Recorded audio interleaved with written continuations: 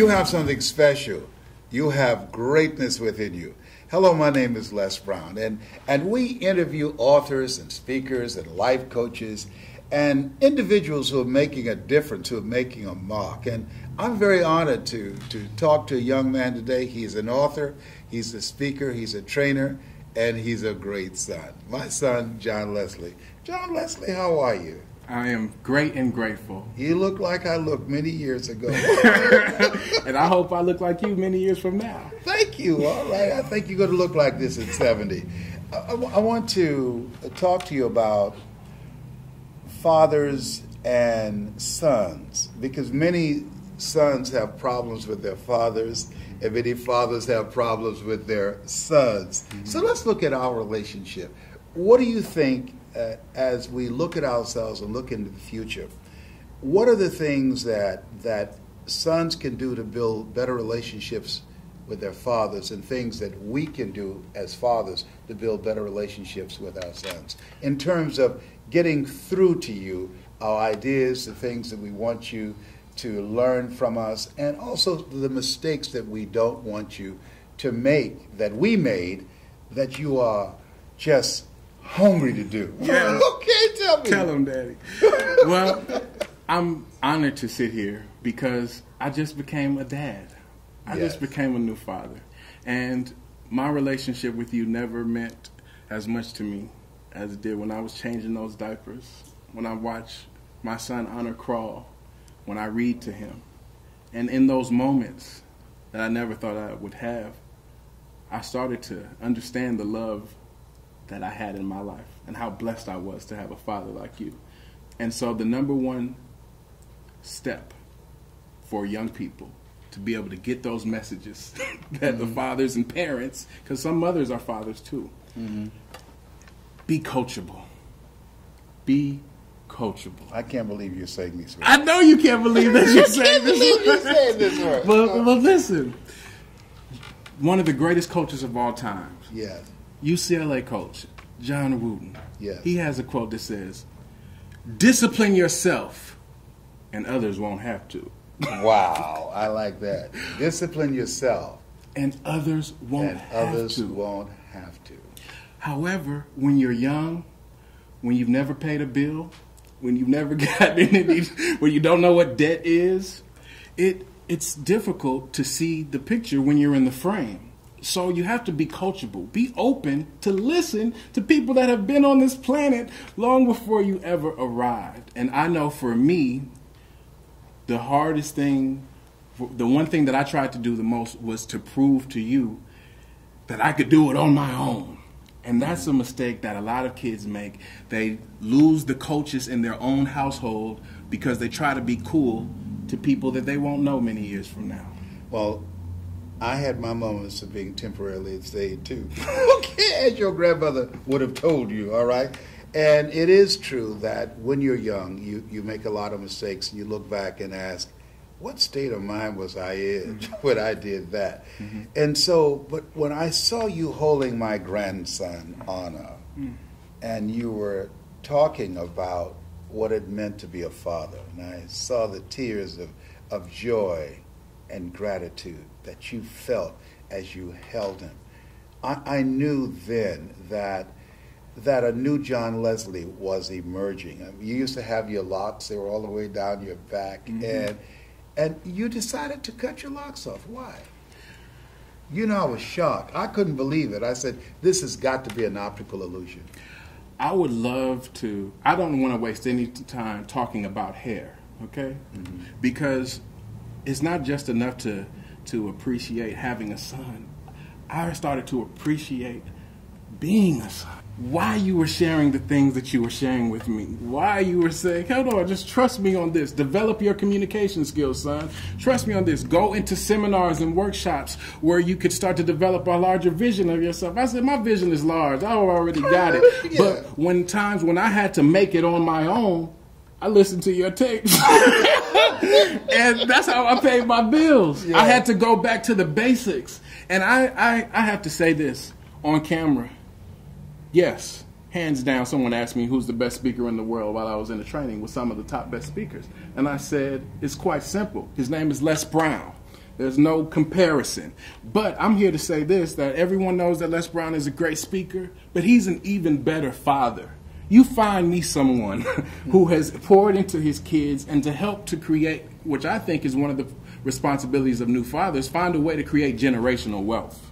Mm-hmm. Yes. And so you're going to do that with honor. What is it? Tell me 3 things as you think about being a new father.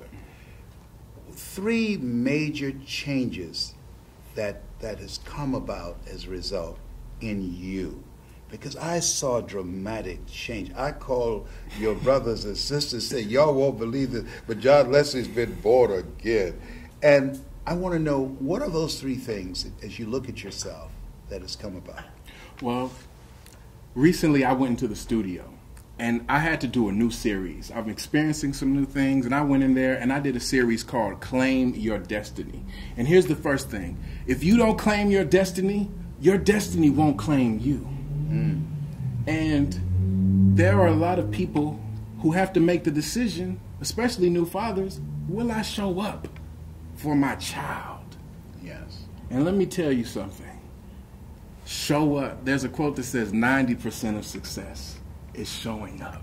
Mm-hmm. And when I think about not just being there when he comes out, but being there for the pregnancy, the ultrasounds, the process, there are a lot of women that are struggling on this on their own, and I could not imagine that. So, step 1, claim your destiny. Yes. Claim your destiny. Do something that your children will be proud of so that you can't wait for your son to talk so you can explain to him how great his legacy is. Mm-hmm. Step 2 is definitely,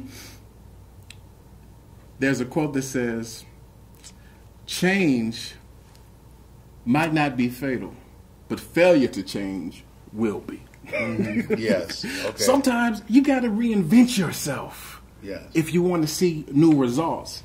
And finally, the last point, which is constantly stay in a state of learning. You got to keep learning.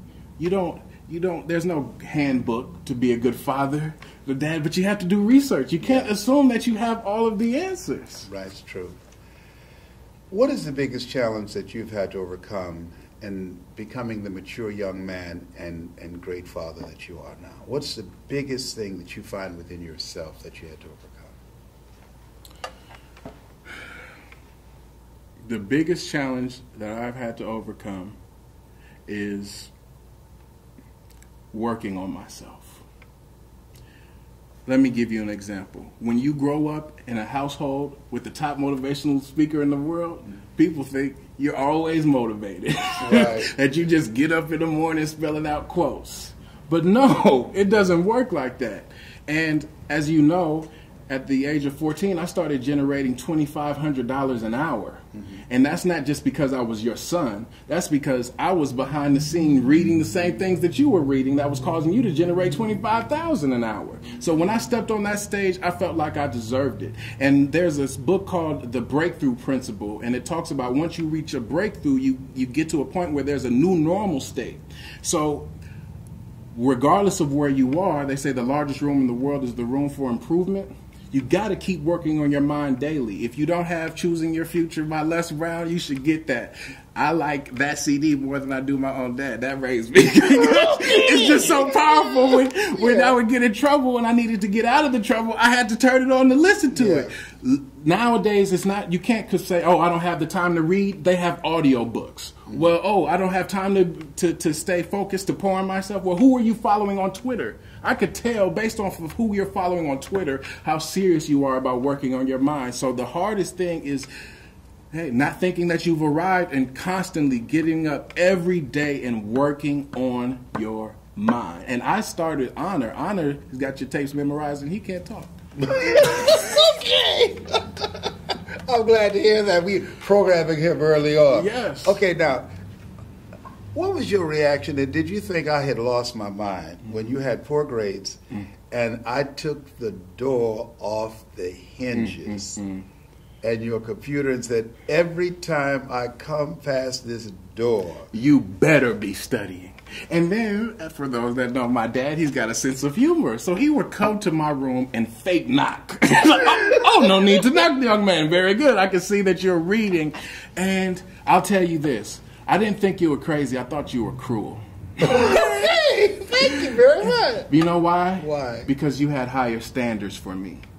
I was on punishment as a teenager for not writing a book. Yes. Because I had something to offer, but I did not even realize it. And when my grades dropped and you knew that I could do better, here's the kicker. You put me on punishment before you saw my report card. Yes. And I said, hold on. This is not true. I just went and checked the mail. He didn't get the grades. He hasn't talked to my teacher, so how did he know? And then you said something that's key. And it's helped me to create a fortune. He said, son, I don't need to check your grades or to talk with your teachers. I can tell you're not doing well based on how you're spending your downtime. You remember when you said that to me? Yes, I remember quite well. Yes. And so I went back up to my room in that mansion, climbed up those steps, and went. I was on room arrest because when you have a big house, you can't wander around the house. It's too much fun. Right. And I said, what is this thing called downtime? I got to figure this out because I got some girls I want to call. I got some places I want to go. Right. And it was giving me away. And then I realized the reason why they call it downtime is because that's the time when most people engage in the activities that prevent them from going up in life. That's true. And you, as a result of that, you started using your downtime more productively. More productively. I became student body president. I became a straight A student. I became one of the highest paid teen speakers in America. Yes. So when you look at young people today, what do you see as the major distractions that's preventing them from manifesting their greatness? Oh, well, number one, your group. What do you mean by that? Your group. Well, I have a quote that says, don't let your group destroy your greatness. See, when I was at home with you, I was hearing, hey, you have a purpose in life. You got a destiny. Conduct yourself to a different standard. And when I was going to school, I was saying, fit in, be like me. Let's hang out. Let's go to the bar. And I had to choose. I trusted them over my parents. And that was a mistake. So I think you had something, you say OQP. What does that stand for? Only quality people. Only quality people. So that means people that inspire you, people that push you, people that see something in you that you did not see in yourself. And sometimes it's your parents and not your friends. Yes. You dress in a suit and tie every day. I do. My friends make fun of me. I know it. They say we went skiing and JohnLeslie had a suit on. Yeah. And one of the proudest moments is a young man that you're mentoring, and he had a suit and a red tie. Yeah. How important is it, and what difference have you seen how people treat you when you dress like a prospect rather than a suspect? Night and day. I thought growing up, I would like to be unique. I want to dress like no one else is dressed. Let me create my own little style. And what I realize is that when you decide to create a business, and when you decide to create a business out of your dream, that what's important is the impact that you leave on people. And let me share something with you. Even my peers respect me more when I dress this way. Why? Because I don't dress for success. No, I was born a success. I'm a Brown. I dress for access. I dress to go into those places where most kids aren't allowed. Mm-hmm. Got it. So you're dressing for access. Yes. 10 years from now, JohnLeslie the father, JohnLeslie the entrepreneur, JohnLeslie the author, JohnLeslie the speaker and the technologist. What do you see yourself doing 10 years from now? 10 years from now, I'll be 80, all right? You'll be 40. Mm-hmm. What will you be doing? Mark my words. Yes. 10 years from now, I will be on a yacht with my dad and my sister, live streaming motivational principles to the world. 10 years from now, I'm not going to give any content. I'm going to send Young Honor on them.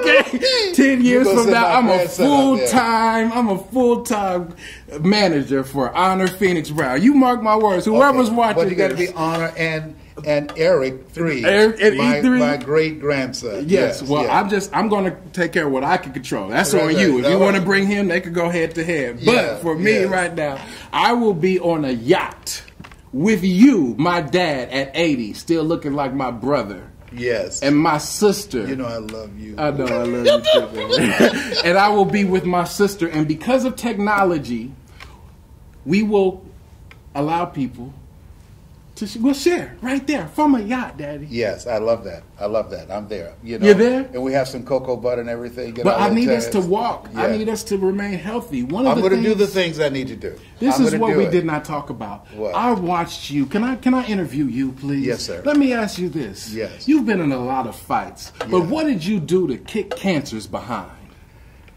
It took everything in me. And I believe my belief in God, and my belief that this is just a project for me to work through. My hanging on to the philosophy that life is a fight for territory, and once you stop fighting for what you want, what you don't want will automatically take over. So I had to start eating differently. I feel like a silly wabbit. Yes. Where did you go? You went to a special place. Where'd you go? I went within. No, you went to a place where you had to separate yourself. You went to a new environment where you weren't allowed to get burgers. We couldn't eat any processed food, only foods that were organic, and juicing every day. And you tried to escape from that place, didn't you? I did try to escape. I'll never forget, after being there 3 days, you were telling everything. As your grandmother say, your mouth is like a refrigerator. You can't hold anything. I was in this place where you cannot have any processed food. And I remember when I was driven in, I saw Colonel Sanders' sign. And you can't leave the compound. You can't leave the property. You can't look at television. You can't read the newspaper. But I remember that Colonel Sanders sign.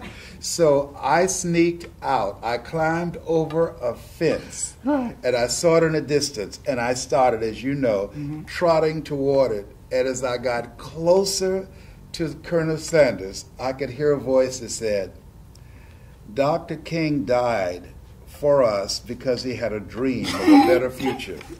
Malcolm X took the bullet so we had the ability to use the ballot. Les Brown died for a piece of fried chicken." By the time I got there, I was crying, and I opened the door, and they said, "May we help you?" I said, "I'm not dying for fried chicken." They said, "Then leave." So I went back to the compound. I came in through the front door. I rung the bell. They said, "How did you get out?" I said, "I climbed over the fence."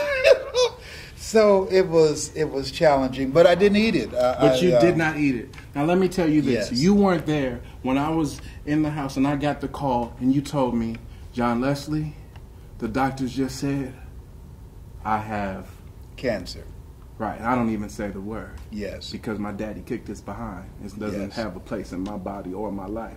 Yes. And the feeling that I had, Dad, it was terrible. I thought about going through my adulthood without you. I couldn't imagine it. But you know what? Why? You're still here. I'm still here. You know why? Why? You changed your habits. I came and saw you in that place. You look so skinny, it scared me. And I just want you to know that I thank you for having the courage to be here. And if you mess up my commitment to these people about being on that yacht, I'm going to dig you up and put a microphone out so you can say, "I'm hungry." It's not over until I win. Don't break me down like this, JohnLeslie. Come on, give me a break. Yeah, we never had this conversation. It means so much to me that you were able. You gave up chicken. He didn't just eat chicken. He ate the bones. Okay, that's true. He dig in the.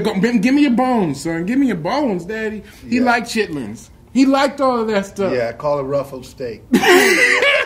and then he shifted, and I stopped eating beef and pork, and these things at that age. I became a vegetarian. You got us there with wheatgrass and all this nasty stuff. Yes, but Lord. Guess what? All the radiation seeds that they gave you, all the surgeries, none of that worked. You had to take responsibility. You had to claim the destiny of holding your grandson. That's true. And I held it. And we'll continue to play with it. And I'll see him graduate from college. Yes. I'll be here. Yes. At a healthy 100. Come on now. All right. I mean, just give me 80. Yeah, this year last time. What are the greatest things to see as a father, is to see your son as a father? And I'm proud of you and Calvin and Patrick. 3 sons of mine who are great fathers. I don't know where they got it from, but I'm so happy. I know where they got it from Mamie Brown's baby boy. Thank you. You in my will. And here's something that I learned. Yes. And I learned this from you. What's that? Parenthood is the highest form of leadership. Wow. So if you really think you're a leader and you can't be a parent, don't quit your day job. Woo! Okay, John Maxwell, I hope you heard that. Miles Monroe, I hope you heard that. His name is John Leslie Brown. He's my baby boy, and I'm very proud of him. I love you so much. You have something special. You have greatness within you. And this has been Mrs. Mamie Brown's baby boy. And Leslie Calvin Brown's pride and joy.